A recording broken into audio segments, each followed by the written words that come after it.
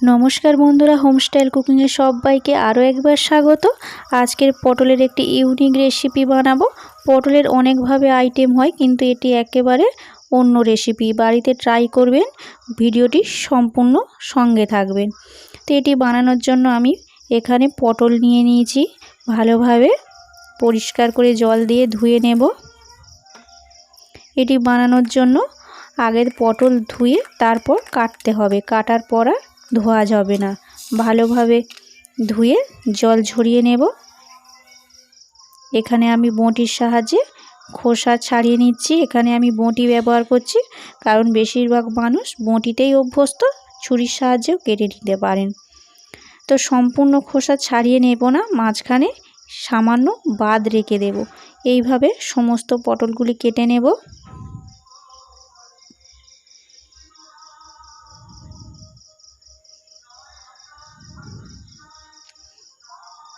तो একই ভাবে সবগুলি পটল কেটে নিয়েছি। এবার মাঝখান থেকে ভাগ করে নেব। এইভাবে পাতলা পাতলা করে পটলগুলি কাটতে থাকব। আরও একটা কেটে দেখিয়ে দিচ্ছি। যতটা পাতলা করা যায় সেই পরিমাণে কেটে নেব। তো একই ভাবে সমস্ত পটলগুলি এইভাবে কেটে নেব।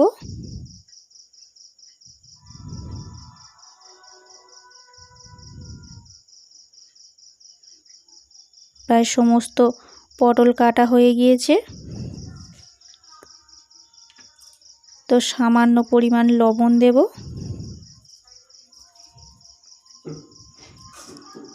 আর কাশ্মীরি লঙ্কার গুঁড়ো দেব কিছুটা। আর পরিমাণ মতো হলুদ দিয়ে ভালোভাবে মেখে আধ ঘন্টার মতো রেখে দেব, এর ভিতরে মশলাটা যাতে ঢুকে যায়।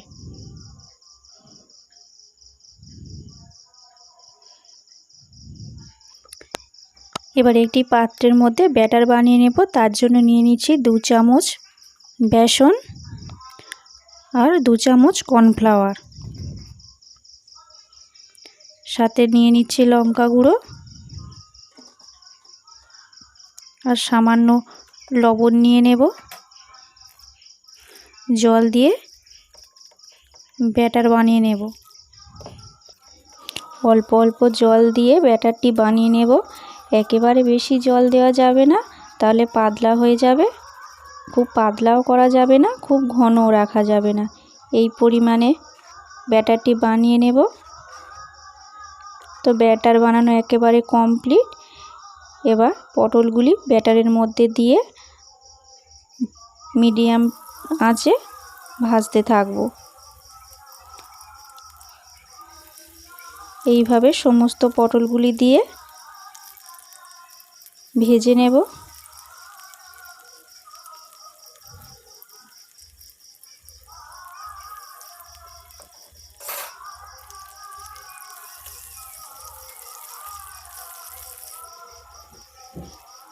প্রায় উল্টে পাল্টে নাড়াচাড়া ভাজা হয়ে গিয়েছে।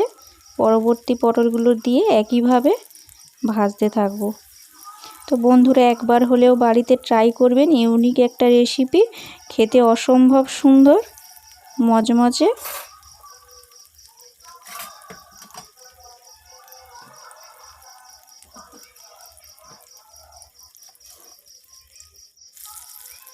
হালকা নাড়াচাড়া করতে করতে সমস্ত পটলগুলি ভেজে নেব।